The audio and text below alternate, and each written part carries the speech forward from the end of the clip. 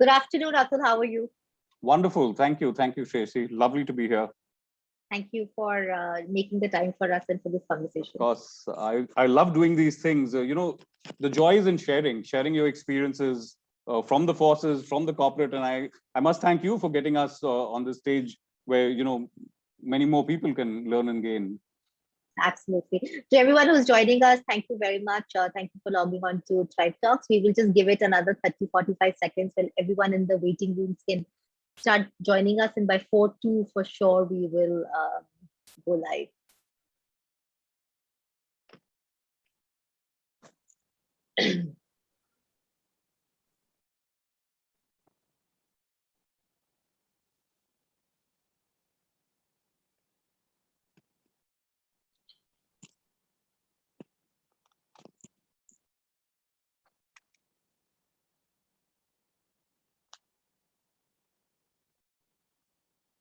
So let me start and people can keep joining us. So again, welcome everyone to Tribe Talks. My name is Shreyasi Singh. I'm one of the founders of Harappa Education and the company CEO.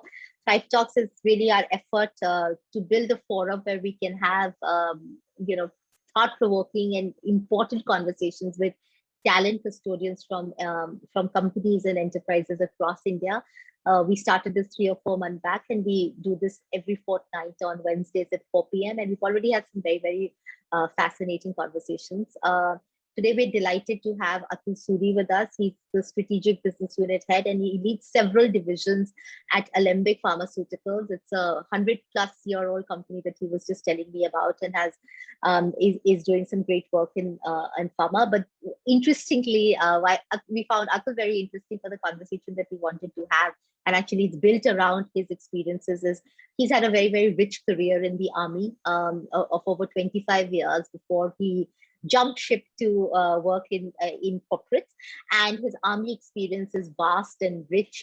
He has been in operations during the height of insurgency in Kashmir and Nagaland, led global strategic assignments at the United Nations missions in Africa, has worked at peace negotiations at the apex level there, and has worked around peace processes in several conflict situations where the Indian Army was involved. We thought obviously there's always conversations around what businesses and enterprises and leaders and management in business can learn from sports, can learn from the armed forces, and the armed forces are such a evocative sort of pool of learnings for us to dip into, which is why we thought we will have these conversations on lessons from the military and leadership lessons for managers and corporates from the military. The way that we've structured Thrive Talks, and we'll jump right into it after I do just take you through the structure, is we really wanted audience questions to come in as we speak and not put it right at the end for the last 5 minutes.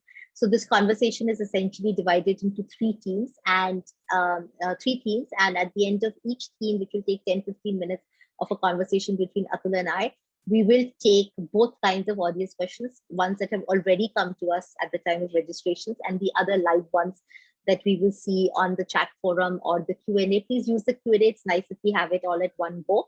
The three themes that we're discussing today are theme 1 of earned obedience, theme 2 of earning the right to ask for more, and theme 3 of sort of just lessons from culture in the army of purpose, discipline, and physical routine. So those are really the three themes. So just with that, welcome again, Atul, and let's get started right with theme 1. Of course, I'm excited. So are we. So I think let's start with sort of the big lazy myth when any conversation happens around the military and lessons from the military, and I'm sure you would have got this, to say, listen, it's much easier in the military. There's blind obedience that your jawans or younger officers have to give you. So what great leadership is it? Because you're working in a zone of blind obedience. What has been have you got those kinds of lazy assumptions thrown at you? And B, what is your response? And then tell us, what is the reality? Is army really the zone of blind obedience? Very interesting question. And, quite a coincidence. This was the very question that was thrown at me by the managing director of the firm that I'm currently at. And this is the company Alembic that I joined straight after the Indian Army. And typically a managing director asked me this, and he said, Atul, like you very correctly said, it's so easy in the army. Hukum do, kaam ho jata hai. It's as simple as that. Blind obedience. But the fact of the matter is, it's not blind obedience that happens within a fraction of a second. It is what I have now gone on to term as earned obedience. You have earned that obedience. Why does that happen? That simply happens because the people that you lead, you can fire a weapon better than them, you can crawl better than them, you can take a dig at a senior also better than them, you can think and articulate a strategic discussion better than them, and anything that they need to do, you end up doing better than them, and they know it. And it's not that, as a young officer, when you just join a new regiment straight out of training, there is blind obedience there. But this blind obedience has happened because he's confident that a person who has come in with that level of training, with that level of commitment, and with that level of actually being a leader worthy of being followed. And therefore, to the not so discerning eye, it seems that it's blind obedience. But in effect, it is earned obedience. And that's the way it pans out, really, Shreyasi. I think that's a beautiful thought. I think I love this concept of earned obedience, because what you're actually showing is that managers and leaders in enterprises and in corporates and boardroom must ask themselves, do I have a demonstrated skill which is so easily visible to everyone else and add so much value and contribute so much to a team's growth or my business's growth, that obviously on that people give me the right to follow my instinct, or they want to follow my lead, right? That's what you're saying. And I think that's a really important question managers must ask. What is that skill that I have for which my teams must respect me and follow my lead? Exactly. Respect has to be earned. And there's this lovely saying again that says that, respect is respect's reward. You respect your team respects you. And your team respects you only because if there is some value addition. And if the team sees that there's no value addition, there's going to be no respect. So it's not going to work there. So as a leader, as a manager, you've got to be much better than the guys who are in your team. While they may be specialists, yes, but you must have a fine understanding, because I understand as a project leader, you'll be having a guy who's a total specialist somewhere. You have no domain knowledge in that particular field. So what? But if you have a broad understanding and you have demonstrated, like you said, a particular skill of leadership, or you've attained a huge amount of proficiency in skills that you have actually been hired for in the technical front, you've demonstrated to them that you're a leader, and then you have earned obedience, and that will then subsequently be seen as a blind obedience. Yeah, and I think the important point here also is to say, of course, there's demonstrated expertise in a technical skill, but you're right to say in a large project where you will have specialists, there are many ways for you to have demonstrated expertise in other kinds of skills. So can you persuade other teams and other stakeholders? Can you ask the right questions? Can you monitor? Exactly. I think people are looking at you for all kinds of demonstrations. Yeah, so just to take that point further, I mean, you've got a live example here. If you were to hear what I've been through, I had humanities, art subjects in class 12, 11th and 12th, Delhi Public School, Mathura Road, 11th and 12th. The only reason I took up arts was there were 40 girls in that section and we were 8 guys. But I was an art student. I went to the NDA and I only rolled and I climbed ropes and I jumped all over the place. I was an art student even in the NDA. Today, I'm leading 6 business divisions of Alembic in the gynecology space, in the cardiovascular space, in the anti-diabetic space. So it's not, and the guys who with me are domain specialists. They've been there for years on. And yet I assume there's been a fair amount of acceptance. And therefore, it circles back to the point that you started off with, Shreyasi, that you must have a demonstrated skill, and that automatically leads to acceptance. Yes, and demonstrated skill that adds to make somebody else's life better and makes the team look better, right? Or does something better, faster. Is it efficiency? I think very important point. The other point, I think, my guess is that the lazy assumption about this blind obedience, which is the sort of the stereotype of leadership and management that exists for outsiders looking into the military, comes to the point that they feel like there is no professional dissent in an organization or an institution like the military, that actually, people in your squadrons or under you are not empowered to disagree with you. Is that really true? And tell me, what is the difference in quality of dissent that you've experienced there and what you see in corporates? In fact, this is the biggest misnomer. And I can tell you with my experience in corporate, though it's infancy in experience, just about 6 years, but I see zero professional dissent in corporate. Everybody is more willing to say yes to the boss. It's only yes, sir, 3 bags full, sir, and maybe there's an extra bag lying in the car for you. There is no professional dissent here. And the quality of a decision will suffer if there is no professional dissent. Now, let me take you back and click on to what there is in the forces. There's a huge amount of professional dissent. Your opinion matters. So the leader will ask you, because you are a specialist. You may be a guy who can navigate very well. You may be a guy who can use telecommunications very well. You are the specialist at what you're doing. As the team leader, as the combat team leader, whoever I may be, I need to listen to that guy. Otherwise, I will be limited to my own very little experience in that domain. And therefore, I need to listen to a differing view. Now, where lies the difference? The difference lies here in terms of a discussion stage, a decision stage, and an implementation stage. In the discussion stage, everybody needs to be open to any idea, however out of the box or however tangential it may seem to be in its manifestation. But a true leader must listen to each one of these. And how does that happen? That only happens when the team is confident that this guy sitting on top of me is willing to listen, is willing to take back something that he has thought is correct for the team. And he's not going to take umbrage to it. And he's not going to feel bad that, oh, now look at this young little boy, barely 6 years in the system. I've been here 20 years and he's trying to tell me how to run the system. So that confidence also has to be there, which only you as a leader have to engender it across your team. And therefore, I very strongly feel if corporate needs to improve the quality of their outcomes, the quality of the decisions that they take, they must be willing to listen to the specialists on their team. There must be a certain degree of professional dissent. And the way I do it is, I openly say, suppose I have to speak and pitch to my boss, something which is totally different to what he's saying. I very open, see, everybody is a careerist. You're bothered about your career. You're bothered about your next increment. You're bothered about your promotion.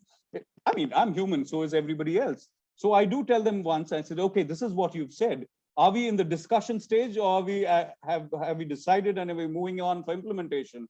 Automatically, the boss will retract and say, no. It's on a discussion stage because he wants to hear your perspective on it. And once that happens, you discuss it, you evolve it, you decide what to do, and do it like it's been decided to do. That doesn't mean you don't do mid-course corrections. You're supposed to do mid-course corrections, because I knew that would be your next answer, that next question. If you've decided to do it and I said, no, lakir ka fakir, karna hi hai. That's not the way it works. You will do your mid-course corrections. So professional dissent is something that I'm a little dissatisfied with in corporate. I've tried to bring it up in the teams that I've been with, but I think it's something that everybody in corporate could do a little more with. So that's fascinating. Paint a picture for us about what professional dissent possibly on what the topics it emerges of in the military, because I'm guessing that they can't be professional dissent on goals, right, or targets or whatever. It's on tactics, right? So exactly. Tell me about a time in the military when sort of a younger person in your, I know when I'm getting my military vocabulary right, is it battalion, squadron, or whatever that you headed, what kind of things could they actually dissent on and what could they not? Because there has to be boundaries of dissent as well.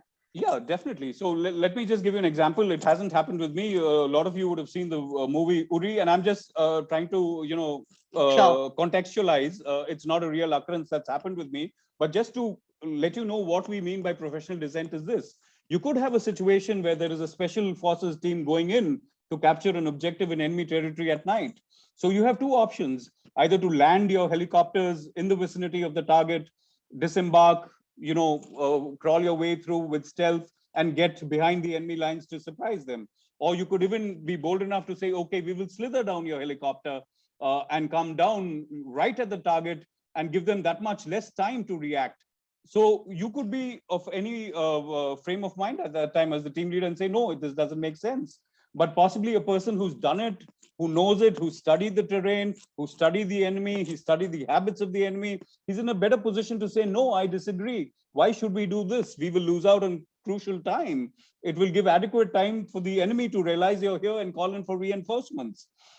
And so it could be anything like that. It could, and you're right, it's not about goals.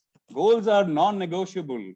If you were to go through the missions that teams have, it is capture point so-and-so by 0600 hours on 17th of June at all costs. So at all costs means you got to do it. How you do it is your baby, but the goals are non-negotiable. What I'm talking of professional dissent here is the methods of achieving those goals. And that's what I mean. Sure. And staying with that topic, and I'm going to, playing the devil's advocate or actually an advocate and defender of enterprises, if I was to say, do you think the fact that there is job security in a job like the army, right, where you can actually dissent with your immediate manager with many more institutional protections available to you than maybe in a private company, do you think that influences or changes the texture of dissenting? I didn't get the import of your question. There's a little distraction at home. Someone's come to do the air conditioners up. My understanding of what you've asked me is this, that is it easier in the forces or is it easier in corporate? Easier in the forces because they have job security. Their job is not, their employer is not their manager, right? Well, which in a private company could be different. And does that give an added level of protection and empowerment in being able to dissent with your manager? So it's a structural issue as well. Yeah, well, in certain ways, yes. Superficially, yes. But the reason I'm saying that is that companies with a growth mindset and leaders with a growth mindset will not put an employee's job,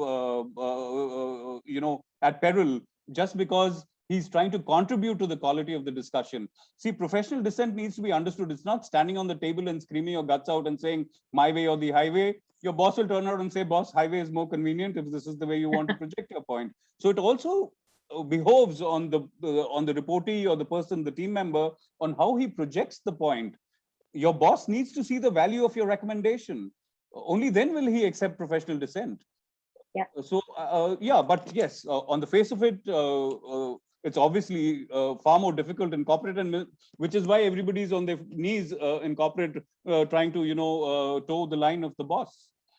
Understood. And I at the point that you made about there are behaviors and qualities of the people dissenting or colleagues who are raising a point, obviously there has to be merit and there's a way that you do it. So for example, at Harappa, I often tell sort of, my younger colleagues that your job is to give us feedback, but not every feedback you give to every manager who's accountable for something will be taken. Sometimes they have to make a decision on all of the feedback that they have got. Sometimes they actually might love your suggestion, but are not unwilling but unable to act on it because of a lack of resources. But that does not mean your expectation should be that every idea you give will be actioned immediately. Can't be, right? So your job is to keep giving feedback and dissenting. And the thing that a senior person owes you is to genuinely not just listen but consider it actively, right? Definitely. Okay. Lots of questions coming also already from the audience. Atul, so I'm going to jump to this on this theme essentially of earned obedience, which I think if you zoom it out, it's about the supervisor-manager relationship at its very core. I think this earned obedience question. So we're getting some of those here. So Indumati Chakravarti, who's a principal of the Aditya Birla School, is asking a fascinating question. That all of this can happen and you can do this, but how should one react if employees do not follow your instructions? And we're assuming that this is a good relationship, but what do you do? Yeah, so firstly, we shouldn't get to the point where a subordinate or a team member doesn't follow your instructions. So therefore, we've crossed that stage. So to answer your question, if a person doesn't really agree to it, you need to make him see the advantage in going by the recommendation that you're making, with examples, with stories of maybe sister concerns or similar situations. And that can only happen if you are transparent with what you're saying, if you're not just cooking up a story in your mind only to convince that person. You've firstly got to be totally convinced with that initiative. Having communicated it, it needs to be communicated in the right manner. And there's no way why, if there is value in what is being recommended, there will automatically be a buy-in. The reason why he's not listening to you could be two. One is he just wants to act difficult. In those sort of circumstances, there's just that much that you can do. You probably take the easier path of making him uncomfortable, like you can in corporate, but you can't in the army. So therefore, I think it is just convincing, and that has to be based very clearly on the value that the recommendation that you're making is seen by the person who actually needs to execute it. But yes, so I hope I've answered your question, ma'am. And I just want to add to that, just to say that people feel like they need to keep their best persuasion skills only for clients or for their managers. But I feel your best persuasion skills are possibly deployed with the teams who work with you to create whatever, right? And that, you know, to enthuse them, you have to sort of be at your best salesperson mode. And I think the most operative word, the Hmm. most operative word that you used was with you. Your Yes. team has to be with you. And it's not a one-off occurrence that, okay, this is a great idea, this guy's not listening to me. No, if they're with you, they're with it, and it will happen. So I think it's a sum total of how you're actually running your team in its entirety. It's not a one-off incident that a guy gets up and says, I don't agree and I'm not going to do it. So it's a symptom. So I think the question, the answer also is it's a symptom, and there could be many diagnoses to it, because we do believe like a well-reasoned, persuasive argument that a employee believes in, they will, why would they not listen, right? I agree. Okay, a couple of other questions that's coming. Let me take one from Pharma. There's Prashant Kumar, who's the general manager at Akums Life Sciences, and I hope I pronounce this correct. Is how can one balance a stick and carrots policy for employees? And I think that it's a very smart question. It's true that, you know, even behavior science or psychology suggests that we respond to all kinds of incentives, reward incentives, as well as punitive triggers, you know, in a carrot and stick. And any lessons from the military there on this carrots and sticks way of managing people? See, a carrot and stick way of managing anybody, in my limited experience, is not to be resorted to. Let me just put it as directly as I can. And like we were saying, and connecting it to what the previous question was, you've got to create that culture in your team of performance. That cannot only come by incentivizing. It's known that over incentivizing is actually detrimental to, you know, long-term objectives. At the same time, you cannot just keep cracking the whip. It doesn't happen. And yes, I know the question is about maintaining that fine balance between a carrot and a stick. And I think within the question lies the answer. You need to maintain that balance. You can't just move on one path. And that balance is situation dictated. The situation will very clearly tell you what you need to incentivize, what you need to look down on. However, having said that, a great leader will never, ever need to resort to either a carrot or a stick. He should be able to, with his charisma and with the way he does things and the way he grooms his team, he should be in a situation where there is just a culture of performance. There is no need for you to look forward. I know it does sound extremely utopian and not so realistic, but the point is, it is possible. I've seen examples. I don't want to say I have seen it, I have done it, but I've seen adequate people running very happy teams, very happy performing teams. Yeah, no, definitely. Let me take 2-3 more questions. How does one communicate effectively with a team member who's not a good listener? Anup Arvind asked. Yeah, that's a really good. Get them to take a listening actively course from Harappa. Yeah, no, that of course. If I was being paid for this session, I would have said that. Okay, we know what to do next. Yeah. So, yeah, that's amongst the most difficult thing, because, you know, and where does it lie? It lies in that fact where the team member thinks he knows more than you. That's a very difficult situation, which is why he's not actively listening to you. He's just sitting there, words are going past him, nothing is getting into him. And I think, like we were carrying out the prognosis lies in the fact that as a leader, this person has not been so successful in proving his competence to his team, which is why a person under him is not listening to him. It could well be the fact that you yourself are not competent as a leader, and that is the manifestation of the behavior by the team member. So that's a wake-up call for you also. It's not that just that guy is not listening, he doesn't know, he doesn't see the value. It could be you need to introspect and see, why isn't that guy listening? It's not that just because he's on my team, he must listen to me. So it works both ways. So I would urge whoever's asked this question to reflect on your own self and see why he's behaving the way he's behaving. Maybe it's something that you're not doing right. And in not just in an interpersonal behavior perspective, but also in terms of a competency perspective.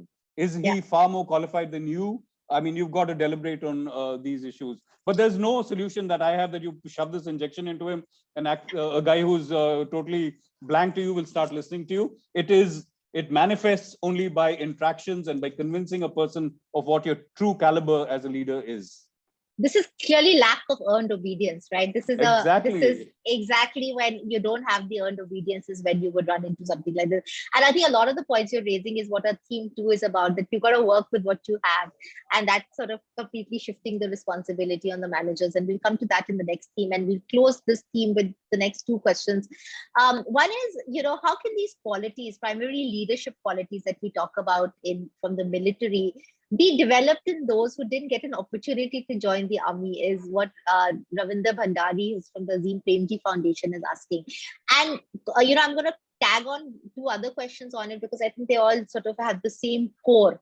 Is what is the difference you've seen in the model of coaching a younger colleague in the military as opposed to truly coaching, or the principles of coaching that you've seen be applied in the corporate world, right? So, one is about how can somebody train themselves, and second, how do people coach differently in these 2 different institutions? All right, so let me take the first question first in terms of the first thing was in terms of just refresh my mind. If someone hasn't gone to the army, how do they develop the leadership qualities of the army? I got that. Thank you.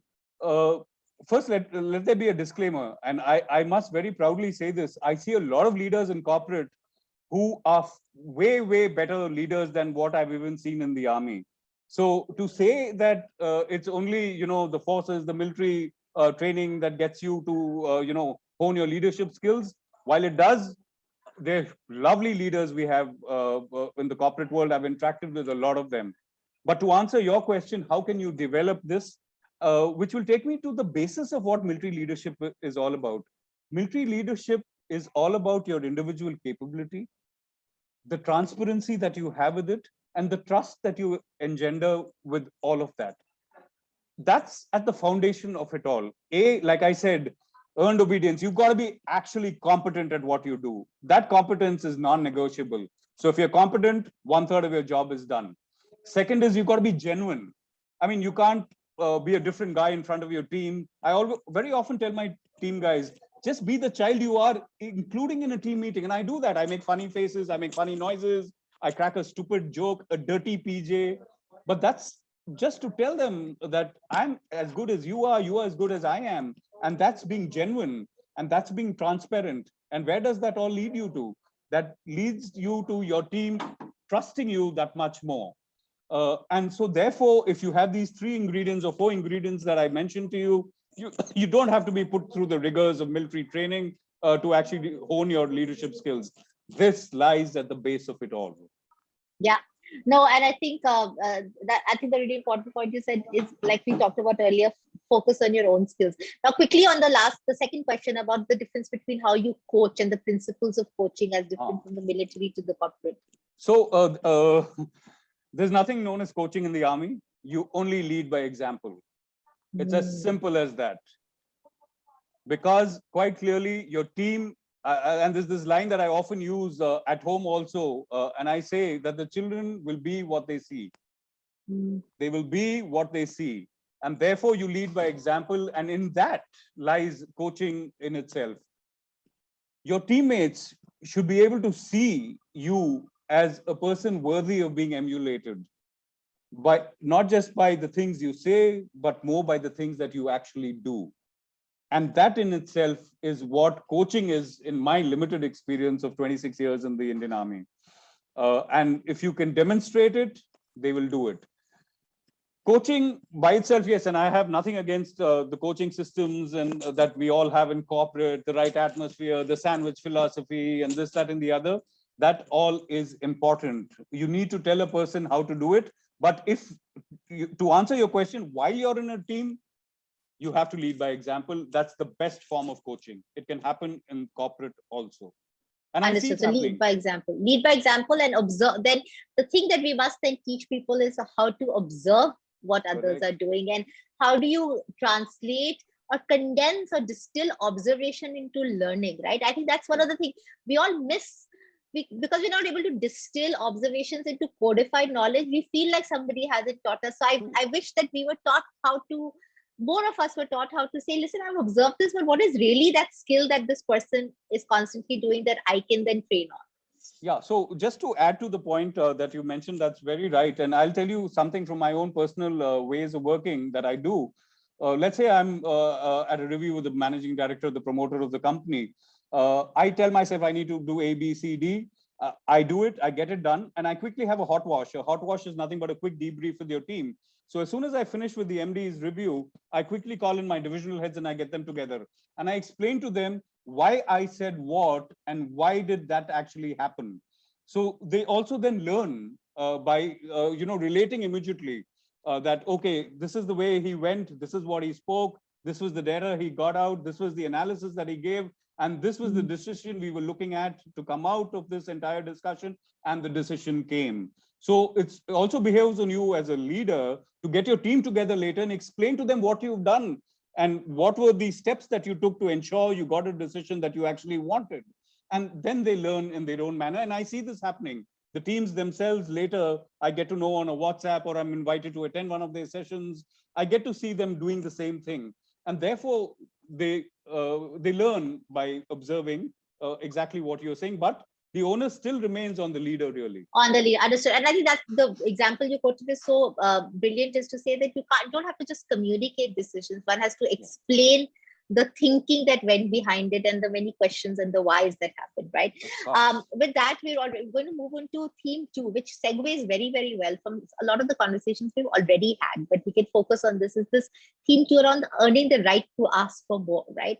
And that's one thing that I know that you and I had this conversation on before, that one of the biggest lessons from the military you said was, you don't choose your team or your boss, right? You all work with each other, which is sometimes very different from superstar managers in companies, where they come and people come and CEOs come and build their teams, and there is great pride in handpicking people for your project. And people bring people who they worked with in the past before. Talk to about the fact that it's ingrained in your system in the army that you can't choose your team. You have to make this work with who you've got right now. What kind of how does that change how managers or leaders behave? Yeah, so let me just get a little more perspective to the dimension you're trying to introduce into this conversation. When you're in the forces, you have a particular regiment that you're commanding or a particular squadron that you're commanding. You can't choose the people who are there on your team. Similarly, that guy, that subordinate on your team cannot choose his leader. You're in it together for whatever it is. You'll never hear a guy who's working, let's say, in an armored regiment or a cavalry regiment stating, I'm not happy with the way things are happening in the Indian Army. I want to move. I'll apply to the US Army, or I'll hop across to the Pakistan Army. It doesn't work. So what's the biggest lesson there? The biggest lesson there for both is this, that you've got to develop your team. You've got to, you're in there together. Like you had mentioned, with it, you are in it together. So where does this lead you? This leads you to a huge amount of team bonding. It leads you to a huge amount of camaraderie, which is essential. It leads to a huge amount of trust. The other major thing that it actually leads you to is this, that you fill in for each other. There may be a guy who's a great navigator who can, navigate the contours of a particular hill feature while going up to capture a particular peak, but he may be weak physically. I've known of cases where he's picked up physically by 2 other people because he's good in navigation. He's right up there in front. So the bigger lesson here is you work for each other. You're a team. You complement each other. Somebody's weaknesses, you try and develop him. They would have actually tried to increase his stamina before they went into operations. But knowing fully well that he hasn't come up to mark, they pitch in that much more. They stretch themselves. So these are lessons that need to be picked up from the forces into corporate. In corporate, I have nothing against great managers trying to pick and choose their team. The thing that I have against managers picking and choosing their team is this, that they shouldn't end up picking and choosing their team from their ex-companies. Because this is what happens. I've come in from here, you call up the HR head and say, hey, I want to do this. So there's this good guy, he was on my team there, he was on my team there, he was on my team the previous company, get me these guys. It needs to be seen with a different perspective. I agree, a guy needs to have a team, he can choose a team, he should choose a team because he's looking at deliverance, but he should choose the best that there is in the industry and try and get that talent into his team. It shouldn't be a comfort zone operation. This is nothing but a comfort zone operation. What is the limitation of this? The limitation in this sort of an operation is you are limited by the competency and the capability of that particular team that was there in another setting 3 years earlier. They're better talent available. Why can't you get them? You're also limiting yourself by picking up a format and trying and force fitting it onto your existing company or onto your existing project mission to get it done. Again, it is limiting the way things are being done. So that's what I have against this. So just to summarize what I said, basis your question, the biggest lesson from the military is this, that whatever team you have, you need to develop them, get them up to speed. Of course, in corporate, you have profits behind you. You cannot, get a guy on your back for too long. You need to take a sensible call if he's beyond being developed. But pick up the best that there is in the industry if you can afford it. Don't go on to making a cartel or making a coterie or making, a very select group, because it has huge repercussions within the rest of the workforce. So that's something leaders should avoid. Get out of your comfort zone. What you said is fight with what you have is what they do in the military. Exactly. Which I love that quote, like fight with what you have. And the question to ask is, what can I do with what I have? And you're not saying that you're opposed to people choosing their team, but then choose for the right reasons. Don't choose out of comfort and familiarity. Then if you're truly choosing, choose for talent and competence and make the effort to make that choice. Like don't get into default choices just because they're trust, right? And this is very interesting because a lot of, and what happens with a lot of people, mentors and sort of, senior people from corporates often give young people the advice to say, listen, the manager is the most important. People don't leave jobs, they don't leave companies, they leave managers. A great manager can make a huge difference to the way that you grow early in your career. And actually, in some ways, it is true. And even within companies, for talent custodians, HR heads, even for business unit heads, there are 2 or 3 managers who will bubble up that you see the entire unit wanting to say, sir, let me work with him or her because, I've heard they're great and they build a career. How does one reconcile that with your earlier principle or learning from the military to say, make do with what you have rather than everyone choosing, the managers choosing, the younger colleagues choosing? How does one balance this? See, and now when I say what I say, I'll say it from the organizational perspective. It's great to have great managers, but I think and we have a lot of HR heads, I'm sure, on this platform today. I think being talent custodians, a word I picked up from what she just said, I think it behoves on us to ensure that every manager becomes a great manager, though it's not possible at all. I would be reluctant as a talent lead to actually pander to a request of a younger colleague to say that I'd like to go work with him because he's good. I don't subscribe to that view at all. What I would do in a situation like that is to make sure that the current team that person is on gets to speed at the soonest possible. Is there a deficiency in the current manager? These are signals that will come to me. Why does this particular person, it doesn't bother me that she or he wants to move to another better manager. It's a great thing, fine. But where's the problem in that team? That's where I need to check, and that's where I need to get things going so that everybody at least becomes a great manager in the organization. But Atul, the fact is that there will be some people who can be trained to be competent managers, and then there will be great managers who we've all experienced in life, or who we might want ourselves are trying to be great managers to some people, and we can't be to everyone who's there. Those things will happen in human relationships, which, right? They would. I mean, but either as the HR head, you say, okay, I move you there, or a better thing is to develop the current setup so that even they become as good as somebody else. But to pander to a request straight away would be detrimental to the overall progress of the company. company. Okay, some lots of interesting questions already coming in, and I think this one question fits in well with this theme of how people build their teams. Sri Raman, Arun Kumar Sri Raman from ITI Data is asking us, as a new manager in an organization, how can one gain the trust of the existing team and steer them to meet organizational goals? I think the core question here is, how do you build trust early with an existing team? Yeah, so I think I can give you my own personal example. Let me play the situation with you in 2-3 minutes. Here's a guy who was in the forces all his life. He suddenly comes in as the L&D head of a 110-year-old pharmaceutical company. There is already a person who was donating that appointment as the head of the training team, who was also a general manager. I moved in as a general manager. How does it happen? There was a huge amount of resistance, and there would be. And why not? I mean, here's a guy who's been in the industry 30 years. And here a greenhorn just pops in and becomes the boss. So what do you do in these situations? Like Shreyasi very correctly said, you need to build trust. And how does that happen? And I'd like you to circle back to what I'd initially said of competence, of being genuine, of being transparent, and getting trust going. That's the way it works. But how did I do it? You can't just come in, stand on the table and say, boss, this is the way it's going to happen. There's going to be so much of resistance. It's going to be a disaster. What did I do? I just sat silently through it, through a week, 10 days, just noticed what was happening around me, what were there, little tweaks, little tiny tweaks I did. If I were to say, no, this entire way you're approaching it is wrong, there would only be resistance. So within the existing system, introduce some tweaks, explain to them the value that lies in putting that tweak. Don't say that I've done it earlier and I know it works. It will never work here. You should ask them to consider doing it this way because you know there may be some advantages. Ask them to discover the advantages themselves.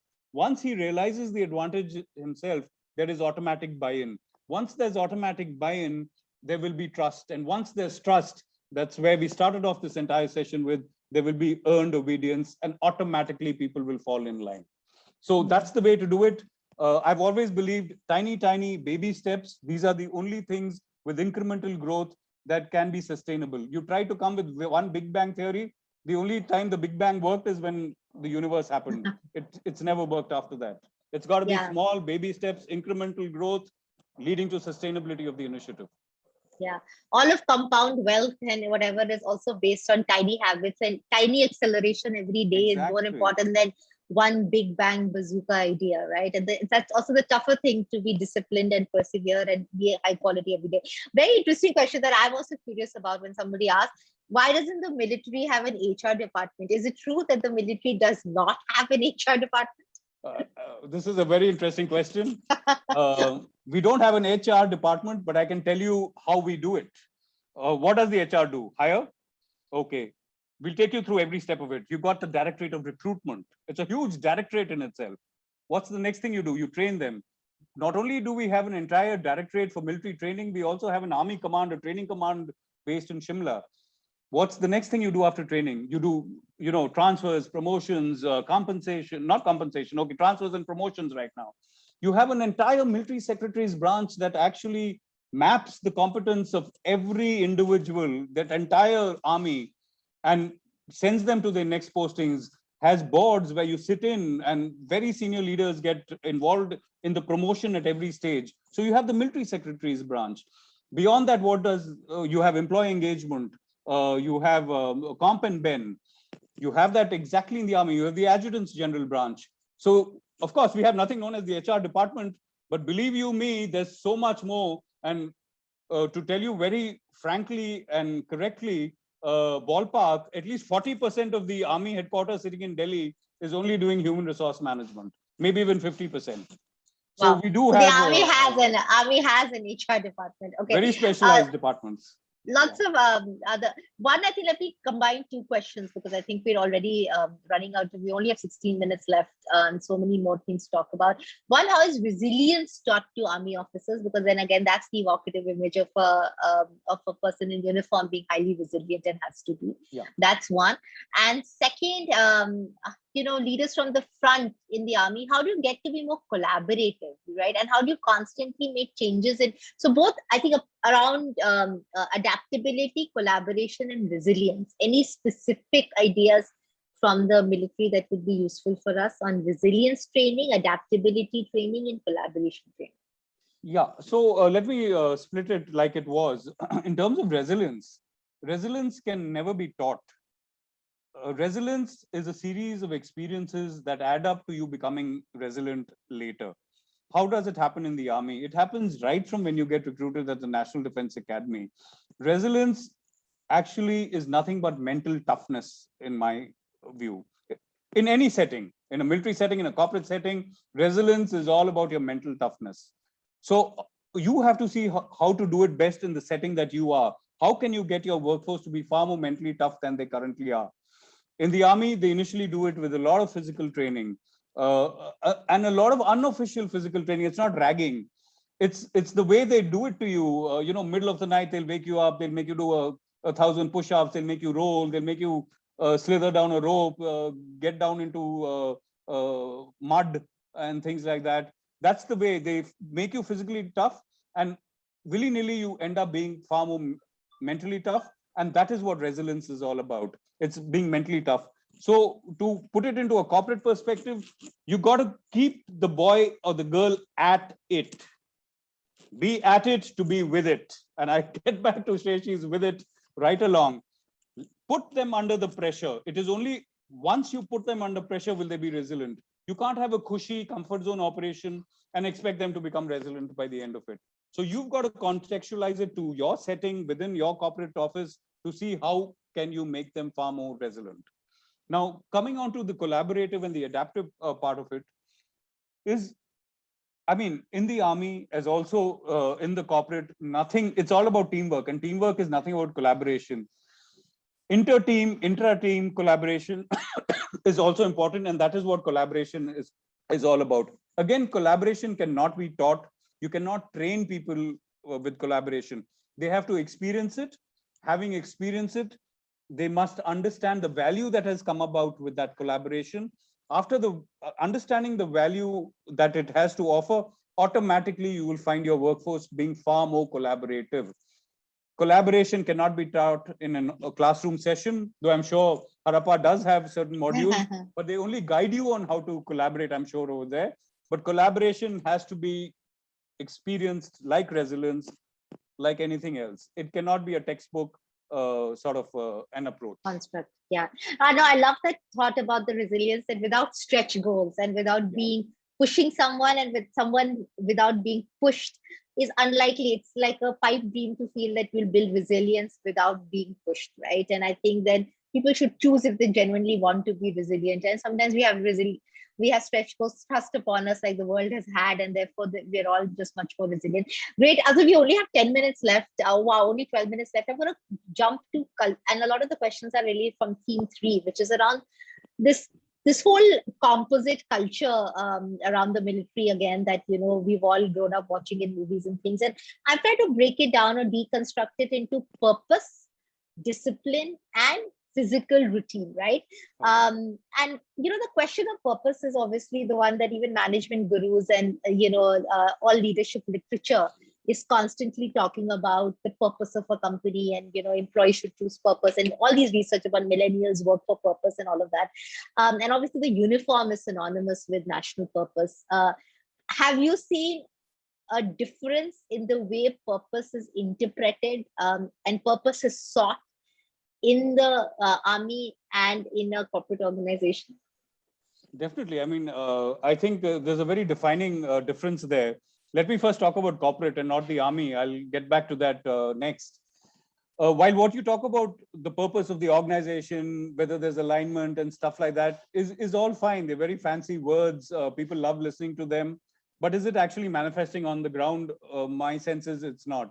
What is the purpose of the employee? I think the purpose of the employee being in the company is defined by the famous 4 R's that I talk about. What are these R's? The only reason the younger lot and everybody else is there is for the remuneration, the pay, the rupees, the famous R. The next step to that is in terms of what are the rewards that I'm going to get. I got my CTC in place. What is the incentive? So the next R is all about the rewards.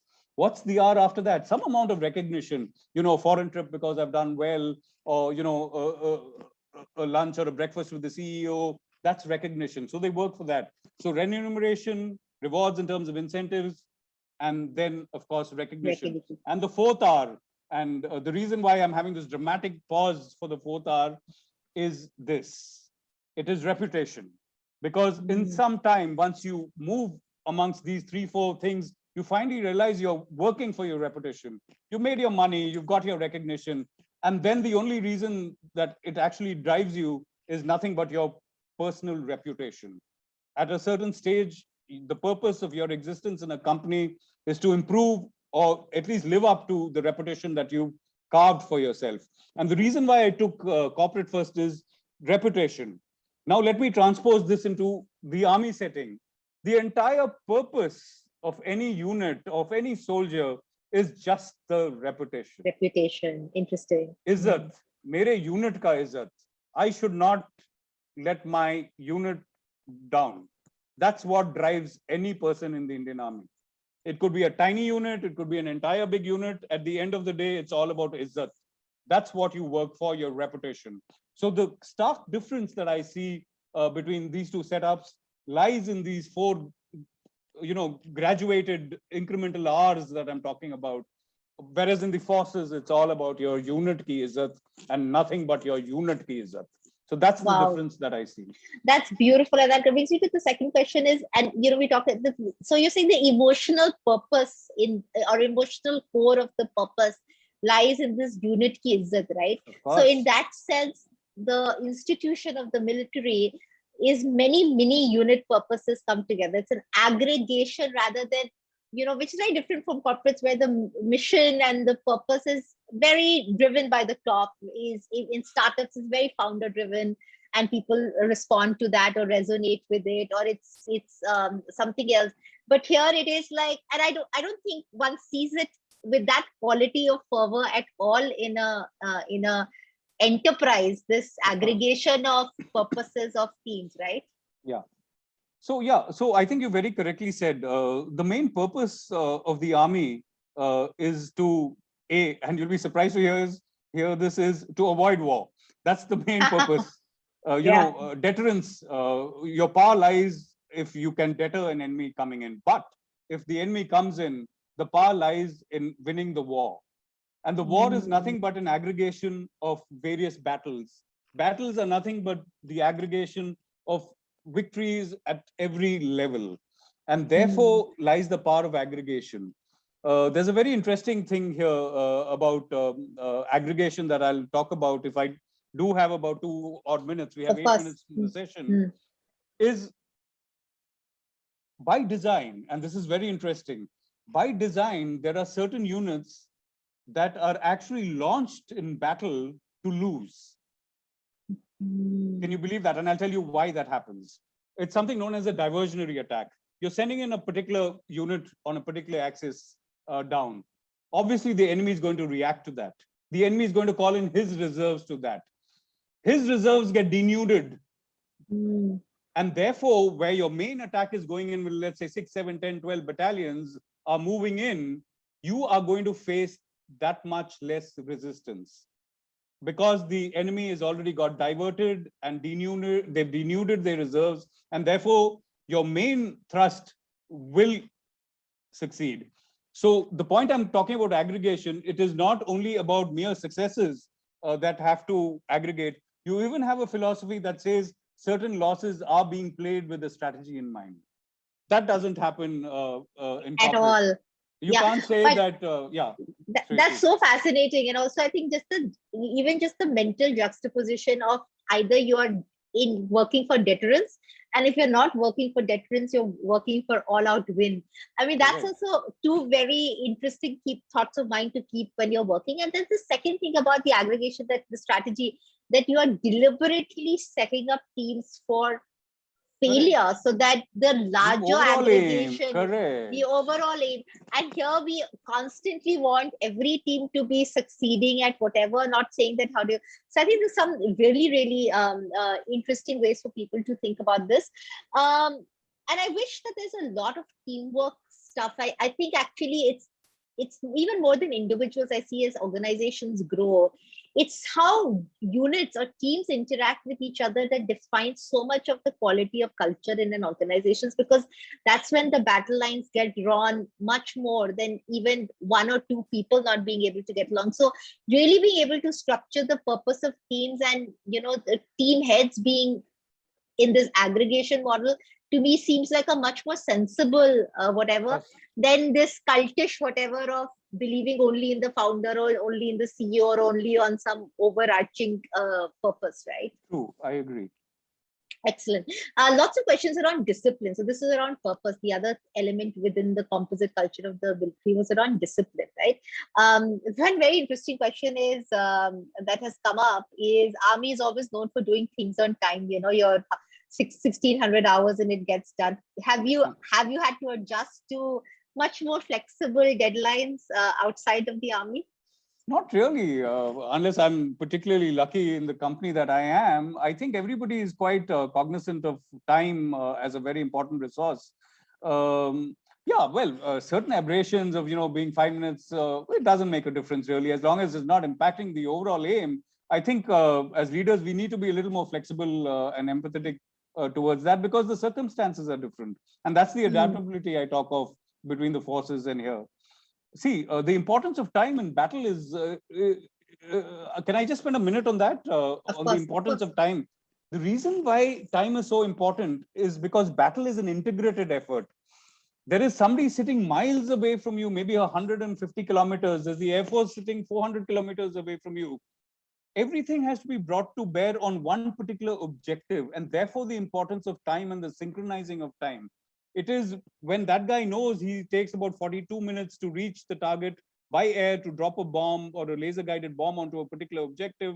There is this young little boy in the infantry who would need about 45 minutes just to traverse those 100 meters on a hill feature, but he needs to get there and be short of it so that the incoming missile or the incoming bomb doesn't hurt him, who's also in the vicinity of the objective area. And therefore time is important. And when you realize that the importance of time is actually life critical, automatically in everything else that you do, you understand the importance of time, and then it becomes your second nature. That's how everybody believes that the army, everything is clockwork precision. It has to be a clockwork precision in the army. It doesn't have to be that much of a clockwork precision in corporate. A 5-10 minutes delay here and there is not going to send your shares up or down. So things are quite okay. Yes, I think no, and makes sense that be synced where you need to be. So which functions have to be synced, whether it's a supply chain issue, you need to be synced. For example, you have an integrated marketing campaign across all platforms, maybe you need to be synced for sure. But don't unnecessarily take it into becoming this just a virtue with no purpose. At times, that's not the understand the reason for what needs to be synced. Great. Last question. Last question for me, and then I'll ask one audience question, and we can finish. What impact is this? I'm very curious about because I couldn't hear you. I'm going to just ask the question, which I am very curious about, is what impact does physicality and physiology have to do with in the way that we work and collaborate? Because I certainly think that people don't talk about the importance of physical health enough if you really want to succeed in your careers, even in the kind of sedentary jobs that we might have. There's a lot of physical discipline that aims at mental health and wellness that one needs. And has that been different? And do you see any difference because people are maybe not doing as much physical exercise, which is part of the routine in the army? Yeah, so to answer your the first part of your question, there is a direct relationship. I mean, you have to have a huge amount of physical activity to ensure your mental faculties are in place. Why do we do it? Of course, see, today warfare is not about climbing hills and running around with a huge rocket launcher. Today it's all here. There's technology that's fighting the war for you, but you've got to be mentally alert. And the only way you can be mentally alert is by having a very good physical regime. Your body should be ticking well. The blood circulation has to be there very well to get your mental faculties in order. It is also required to de-stress. A similar setting you could, juxtapose onto your corporate thing. Corporate is nothing but mental fatigue. Mental fatigue happens more with people who do not have a physical regimen.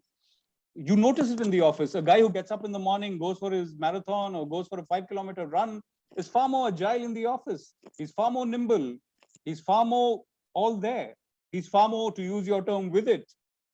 So there is no doubt in my mind that you have to be totally physically fit to be absolutely mentally alert, because in corporate, we need your mental alertness. You got to be ticking at all points of time. And that can only happen with a physical impetus.